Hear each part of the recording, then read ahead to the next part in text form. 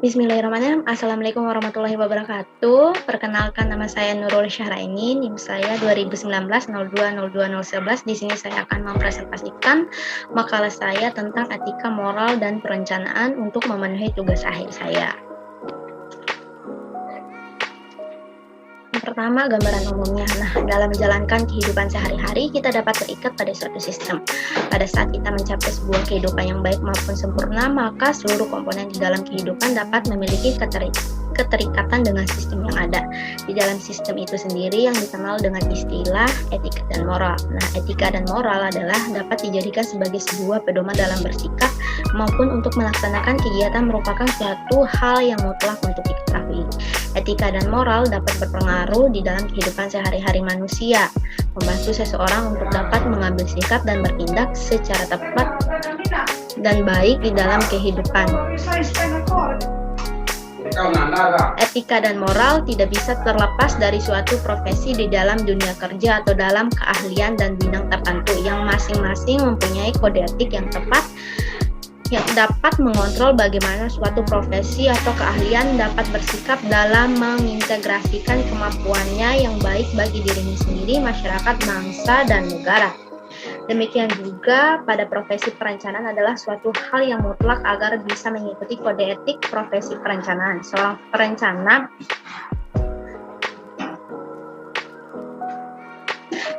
terdiri dari wilayah makro sehingga banyak aspek yang bisa menjadi pertimbangan dalam menjalankan tugas dan fungsinya, sehingga prinsip dan pemahaman pada integritas keilmuan bisa terpenuhi supaya dapat menciptakan perencanaan yang tepat.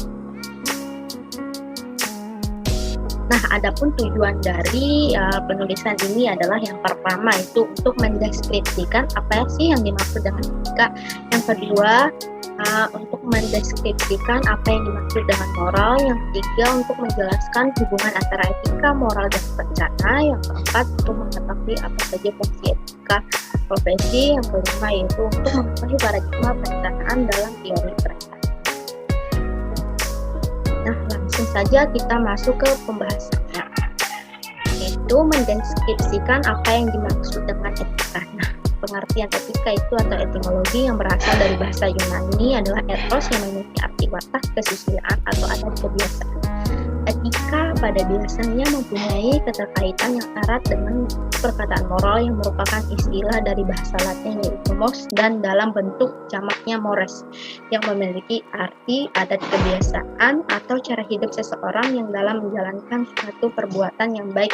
Etika juga erat identik dengan susila, lebih menunjukkan kepada dasar-dasar prinsip aturan hidup yang lebih baik. Akhlak berarti moral dan etika berarti ilmu akhlak.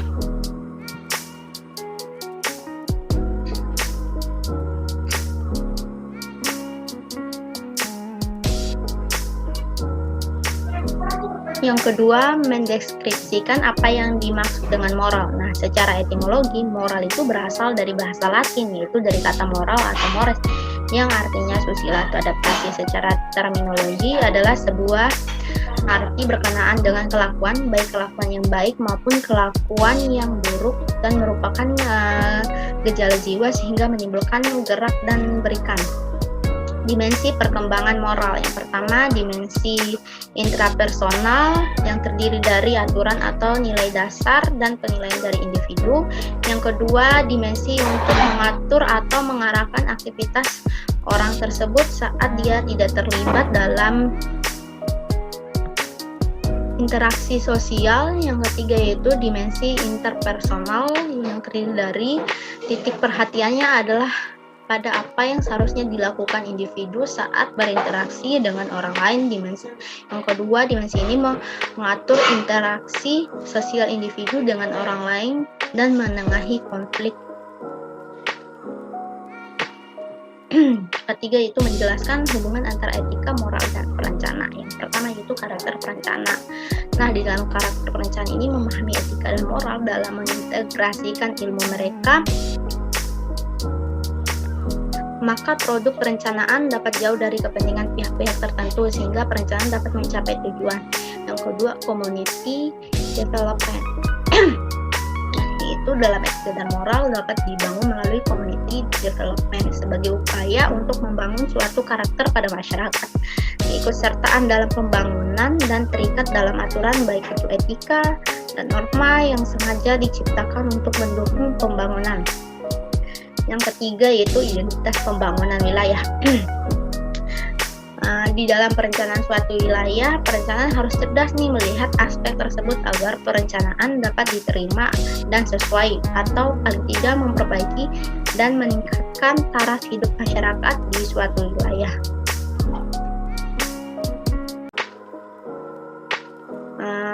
Yang keempat itu fungsi etika profesi. Fungsi yang pertama yaitu inspirasi dan paduan. Menjelaskan berbagai kode etik dapat terikat dengan apa yang dianggap baik,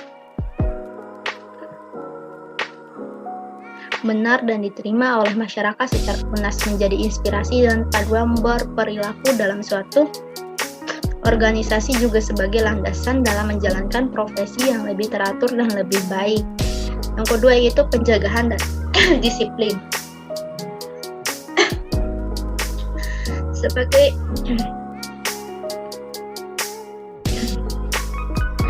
Yang kedua yaitu pencegahan dan disiplin sebagai asas yang dapat menyiasati dalam berbagai penyelewengan yang mungkin dapat dilakukan oleh anggotanya, terutama yang dapat menerima pengaduan dari masyarakat. Yang ketiga yaitu memelihara profesionalitas.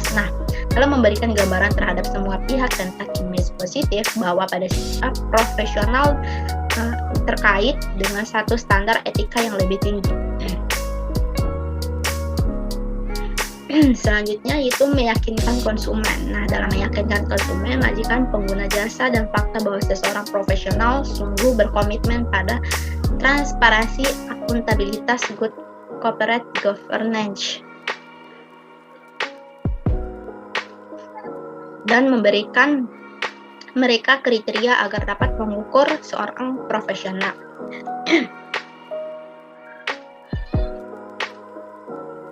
Selanjutnya, memelihara keharmonisan. Setiap profesi pada masing-masing perlu mengembangkan kaidah-kaidah kehidupan, keselamatan, kesehatan, dan kebajikan bagi masyarakatnya. Selanjutnya yaitu dukungan. Bila seorang profesional didakwa atau dicurigai oleh pihak lain tentang apa yang telah dilakukannya, maka dia boleh menggunakan kode etik untuk mendukung tindakannya, karena kode etik dibuat untuk menjaga kepentingan dirinya sendiri dan masyarakat. Yang terakhir itu peran perencanaan dalam teori perencanaan. Sebagai seorang profesi yang melaksanakan tugas untuk membantu perencana pembangunan untuk kesejahteraan masyarakat, peranan perencana tidak bisa lepas dari teori yang paling mendasar, yaitu perencanaan pembangunan. Setiap teori perencanaan dapat memiliki implikasi yang berbeda-beda pada penerapan perencanaan di dalam prakteknya, sehingga pergeseran pendekatan perencanaan pembangunan dapat membawa pergeseran peranan perencanaan pada proses perencanaan pembangunan yang selanjutnya pada profesi perencanaan.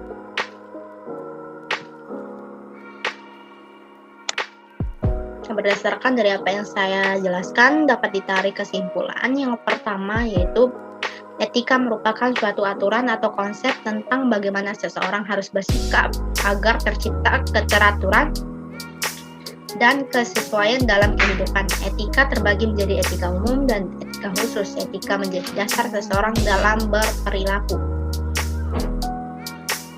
Yang kedua yaitu moral. Moral adalah bentuk perbuatan yang dilakukan oleh seseorang yang dipengaruhi oleh interaksi sosialnya. Dimensi perkembangan moral dapat dibedakan menjadi dua, yakni dimensi intrapersonal adalah nilai dasar atau penilaian dari individu, dan dimensi interpersonal adalah nilai dasar apa yang seharusnya dilakukan individu. Yang terakhir, keterkaitan antara etika, moral, dan perencana dapat mewujudkan dengan etika dan moral akan membangun karakter seorang perencana. Etika dan moral menjadi dasar pembentukan community development.